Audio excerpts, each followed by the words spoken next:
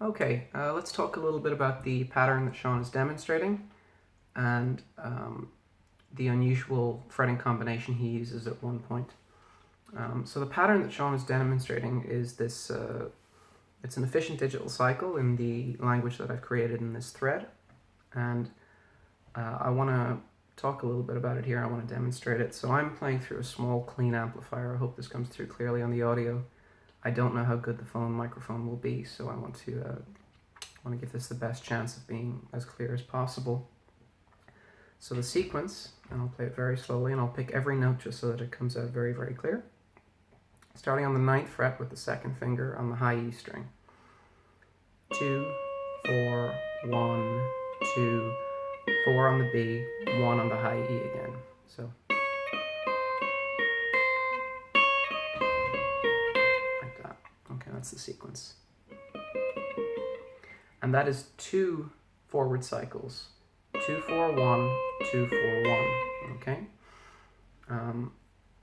And after 2 forward cycles, the pattern moves across strings. So 2, 4, 1, 2, 4, 1, and now starting on the B string.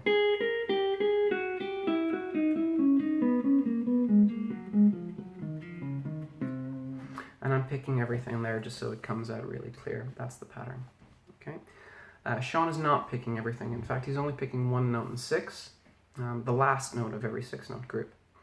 So for Shawn, the pattern is hammer, hammer, hammer, hammer, hammer, pick.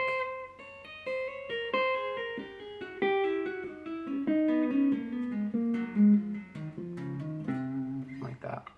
And you might hear a little bit of this noise that we talked about before. That's string noise behind the fret. It doesn't really come out through the amplifier, but it's unavoidable in the room. So that's the pattern that Shawn is playing. The first thing he does with this pattern is that he takes it through a major scale shape.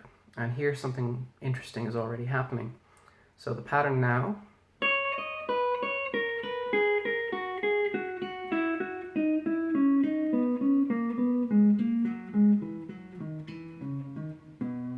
like that.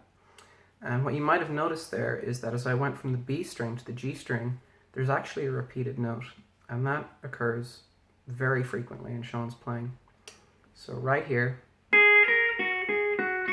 right there, there's a unison, okay? And that's just always in Shawn's playing in that particular lick. It's a mechanical feature of his playing. So that's the major scale shape that he uses, but he also uses minor, and this is maybe a little bit more interesting. In the minor scale shape, it would start with a whole half, so that would be a whole tone and then a semitone. And most guitar players would probably play this with their 1st, 2nd, and 3rd finger, or with their 1st, 3rd, and 4th finger. But what Shawn does is very atypical, very unique. He plays this pattern with the 1st, the 2nd, and the 4th. Okay, so like that. And you would wonder why.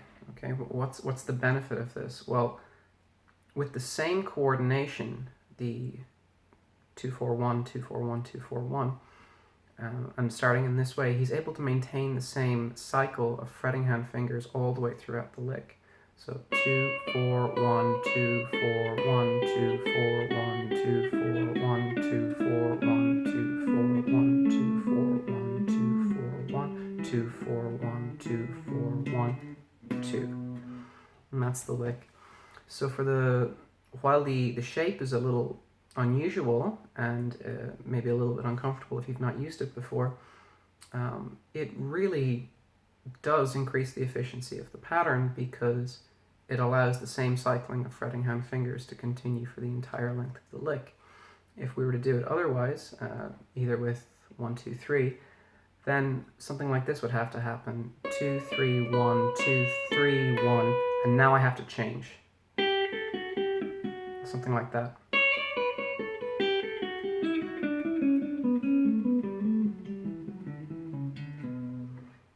Okay, And if I try to use my third and fourth finger, I can do it, but it's it's much more strenuous.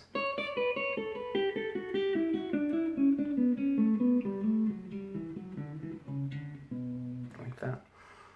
So this sequence that Shawn is using, where this combination Shawn is using, is very atypical, but it works very well. And particularly in this context where everything else is using the first, second, and fourth fingers. Another example of where you might like to try doing something like this would be, say if I was playing a standard major scale. Okay, so C major. It's the C major scale, played 3 notes per string. What you're noticing here is the pattern from my fretting hand is an efficient digital cycle. It's 1, 2, 3, 1, 2, 1, 2, 4, 1, 2, 4, 1, 2, 4, 1, 2, 4. But then I have to break that cycle somehow. I either have to change to 1, 2, 3 if I'm using my second and third fingers, or I have to use 1, 3, 4 if I'm going to do my third and fourth fingers. That would be the typical answer. But what Shawn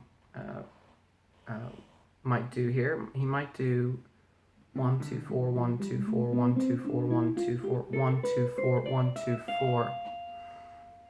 So the cycling of the fingers is the same the whole way through the lick. It's something that's worth trying and worth seeing if you can fit that into your playing. It definitely has its uses, and I think you might benefit from incorporating that in a few specific scenarios.